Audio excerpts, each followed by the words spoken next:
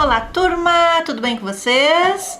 Hoje a gente vai começar o nosso estudo das derivadas. Então, a gente sabe que o cálculo, ele é uma matemática de variações. E o instrumento principal para estudar essas taxas de variações é o método conhecido como derivação. Então, quando a gente estiver trabalhando com derivadas, a gente está falando de processos que passam por variações. Então, tem uma série de vídeos que é revisão básica de derivadas. Aquela revisão é para quem já aprendeu o conceito, já sabe fazer e está precisando aplicar em outros conteúdos. Então, é só para relembrar. Aqui a gente vai ver passo a passo, com calma, o que é uma derivada, de onde ela vem e para onde ela vai. Então, a melhor forma da gente conhecer é começando pela aplicação, por um exemplo. Então, a gente tem o seguinte: vamos ver as derivadas por definição, tá? Uma partícula caminha sobre uma trajetória qualquer obedecendo a função horária. Então, aqui é a função que dá o comportamento desta partícula. Aí ele pede velocidade média da partícula entre t, 2 e 4, ou seja, o tempo variando entre 2 e 4. Então, a velocidade média de uma partícula num determinado intervalo de tempo, ela é definida como o quociente entre o espaço percorrido, ou seja, a variação do espaço final menos espaço inicial, e o intervalo de tempo que foi gasto para percorrer este espaço. Então, também é tempo final menos tempo inicial. Então, esse deltazinho é sempre essa variação de final menos inicial. Então, a gente tem aqui o quê? A variação da função no tempo 4, que é o tempo final, né? Aqui é sempre final, e esse aqui vai ser o inicial. Então, 4 é o meu tempo final, menos a minha função quando t vale 2, que é o meu tempo inicial. A variação do tempo é a que o problema me dá, 4 e 2. Bom, eu tenho aqui a variação da minha função quando o tempo vale 4 e a variação da minha função quando o tempo vale 2. O que eu tenho que fazer? Substituir na minha função cada um desses tempos, trazer para cá e resolver o meu cálculo. Se você quiser, você pode fazer a variação em 4, achar o valor e trazer só o valor para cá, coloca a variação no tempo 2, acha o valor e traz só o valor para cá, ou você pode resolver tudo aqui de uma vez só. O que é constante permanece e onde é tempo eu vou substituir pelo 4. Então, 4 ao quadrado menos 5 vezes 4 mais 2 menos. Agora eu vou fazer a mesma função, mas com tempo no valor inicial. 3 que multiplica. 2 ao quadrado menos 5 vezes 2 mais 2. Dividido por 4 menos 2, que vai dar 2. Então, vamos lá, fazendo o passo a passo aqui, a gente vai ter 3 vezes 16 menos 5 vezes 4, 20, mais 2, menos, e menos todo este resultado. Aqui eu tenho 3 vezes 2 ao quadrado dá 4, menos 5 vezes 2, 10, mais 2, dividido por 2. Aí, isso aqui vai dar 3 vezes 16 menos 20 mais 2 vai dar 30, menos 3 vezes 4, 12 menos 10 mais 2 vai dar 4, dividido por 2. Aqui vai dar 30 menos 4, 26, por 2, 13. Como eu estou calculando velocidade, 13 metros por segundo. Então, ok, encontramos a velocidade média da partícula, só por essa variação. Na letra B, ele pede a mesma coisa, a velocidade média da partícula, só agora ele me dá um intervalo de tempo diferente.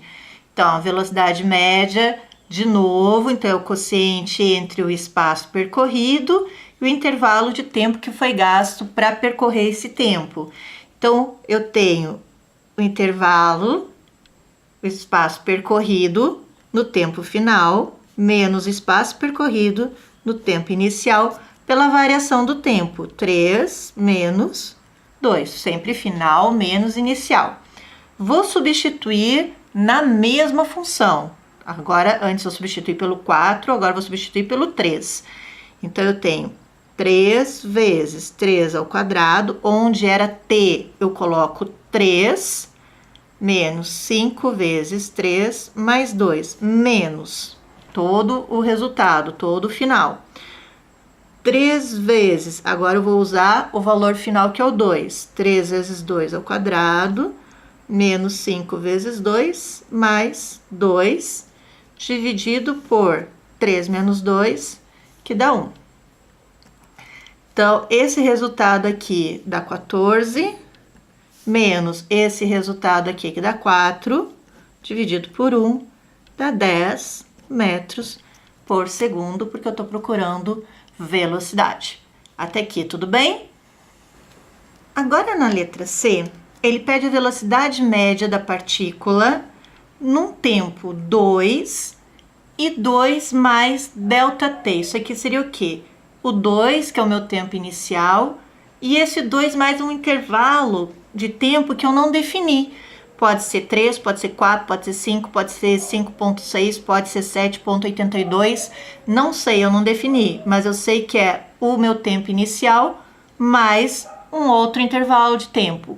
Então, eu quero a velocidade da partícula num intervalo final que eu não sei qual é. Então, vamos dar uma analisada aqui no gráfico. Essa função é uma função de segundo grau, então ela me dá uma parábola e eu tenho aqui o meu tempo variando em relação à posição. Se eu fechar isso aqui num triângulo, eu tenho aqui a variação da minha posição pela variação do meu tempo. E a gente sabe que a velocidade média, a gente já calculou, é a variação do S, né, da posição pela variação do tempo. Então, é exatamente a divisão entre essas duas variações. Se eu quiser fechar esse triângulo, para eu achar a minha velocidade média, eu traço uma reta. E essa reta está passando exatamente por 2 pontos, que a gente chama de reta secante, quando ela está passando por 2 pontos.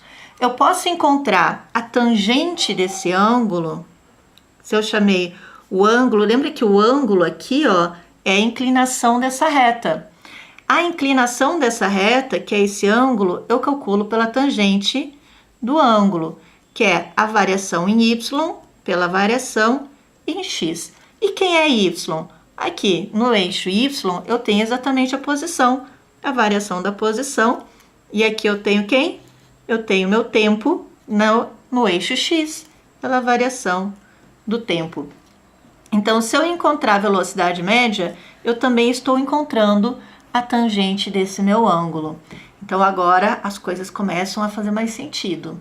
Vamos calcular essa velocidade média para o intervalo de tempo não conhecido. Minha velocidade média continua sendo a variação da posição em função da variação do tempo. Então, eu tenho minha posição final e o meu tempo final, que é o que ele me deu ali naquele intervalo, menos a minha posição no tempo inicial. E a variação é o tempo final menos o tempo inicial. O que a gente vai fazer agora? A mesma coisa que a gente fez antes. Vou substituir estes valores aqui de tempo na minha função. Onde for t, agora eu vou usar estes valores. Então, eu tenho 3t ao quadrado? Não, 2 mais ΔT ao quadrado. Menos 5 vezes t? Não, 5 vezes 2 mais ΔT, mais 2. Menos 3 vezes, qual é o tempo que eu vou usar agora? Agora eu vou usar o 2. 2 ao quadrado menos 5 vezes 2, vou botar um parênteses aqui, mais 2 dividido por mais 2 com menos 2 elimina, sobra ΔT.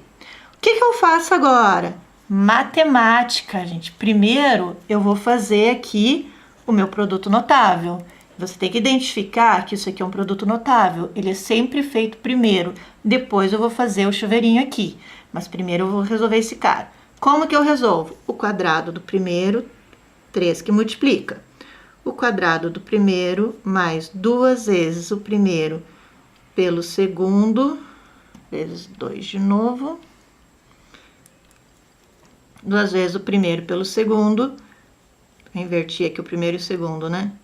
Mais o quadrado do segundo, menos. Aqui eu já posso fazer direto chuveirinho. 10 menos 5 ΔT. Mais 2. Menos 2 vezes 2, 4 vezes 3 dá 12. Com mais 2 dá 14. Menos 10 dá 4. Menos, que é da fórmula, 4. Tudo isso dividido por ΔT. Tá acompanhando? Agora, eu vou fazer essa distributiva aqui, ó. 3 vezes, 2 vezes 2 dá 2 ao quadrado, dá 4. Vezes 3 dá 12. Mais 2 vezes 2, 4. Vezes 3, 12. 12 ΔT. Mais 3 vezes ΔT ao quadrado, menos 10, menos 5 ΔT, mais 2 com menos 4, menos 2, dividido por ΔT. Vamos ver se tem alguém aqui que eu possa eliminar? Menos 10 com menos 2 dá menos 12. Menos 12 com mais 12. Mais 12 com menos 5, isso aqui vai dar 7. Então, esse com esse vai dar 7 ΔT. Mais, e sobre esse cara aqui, né? 3 ΔT ao quadrado dividido por ΔT. Bom, agora eu posso simplificar esses ΔTs, porque eu tenho ΔT em todos os membros e um aqui embaixo, lembrando que vai sobrar esse cara aqui. Mas, dica que eu dou para você, eu vejo muito erro na hora de fazer isso, porque o pessoal confunde quando não tem o ΔT em todos os termos, ou esquece que esse cara aqui tá ao quadrado, então tem que sobrar um ΔT. Minha dica para minimizar erros, coloca o ΔT em evidência. Então, sobra 7 mais 3 ΔT, dividido por ΔT, simplifica esse com esse, 7 mais 3 ΔT. Posso fazer direto? Pode, mas aumenta a tua chance de errar. E aqui, então, encontramos a nossa resposta, isso aqui é metro por segundo, de uma velocidade média, onde o tempo começa em 2 e termina em 2 mais alguma variação que eu não sei qual é. Então, essa variação também é aqui. Agora, basta eu substituir esse ΔT pela variação de tempo e eu encontro a minha velocidade média em qualquer tempo. Olha que simples. Agora eu quero uma velocidade quando a minha variação de tempo está tendendo a zero, ou seja, eu tenho um intervalo de amplitude nula. O que eu faço? Lembra daquele gráfico que a gente viu antes? Esse gráficozinho aqui? Ele estava passando por 2 pontos, certo? Mas agora eu não quero mais a reta. Agora eu quero a minha velocidade instantânea. Eu não quero a média, porque aqui eu tinha final menos inicial. Final menos inicial me dá uma média. Eu não quero média, eu quero agora a minha velocidade num determinado instante.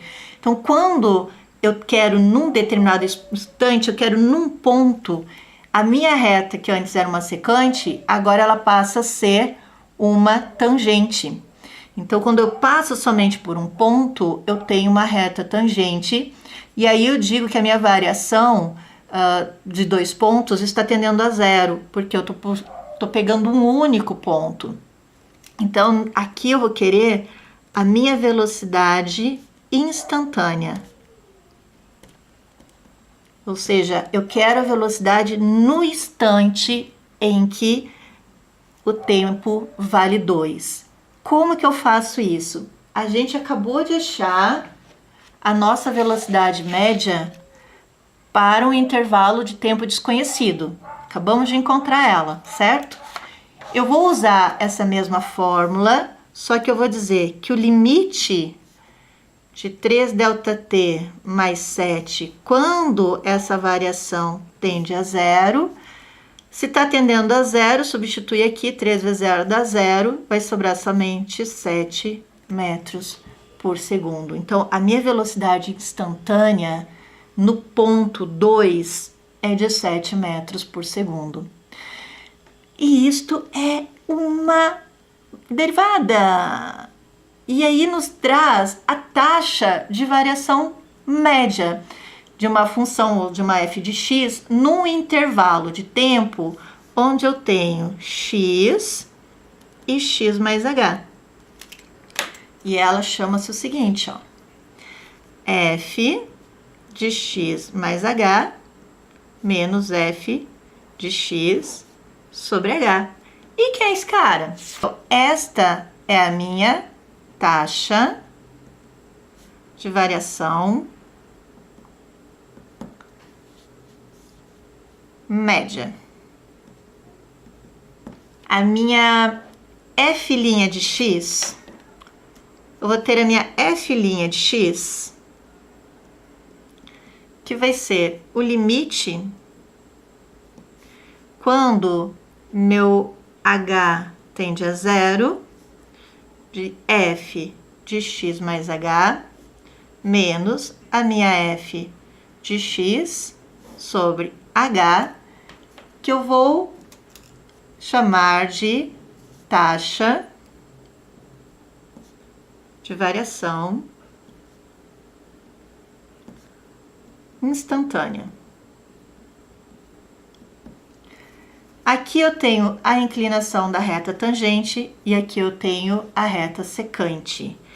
Então, esta é a derivada de uma função f de x em relação a x. Então, eu chamo de f' de x, dada dessa forma. Eu tenho várias formas de apresentar essa derivada. Eu posso chamar essa derivada de f' de x, dy dx, a derivada de y em função de x, y' ou a própria f' de x no limite. Todas elas são formas de eu apresentar uma derivada. E aí a gente vai ver depois que às vezes os exercícios mostram como dy dx e às vezes mostram como y'. O que você tem que identificar é que tanto este quanto esse é exatamente a mesma coisa e todos eles estão falando de uma derivada. Então, esta é a definição da derivada por definição. Também posso escrever como dy dx com x variando a uma determinada constante, tá? O processo de calcular a derivada é o processo que a gente chama de derivação. Vamos aplicar para ver como é que fica? Bora lá, próximo vídeo, aplicação.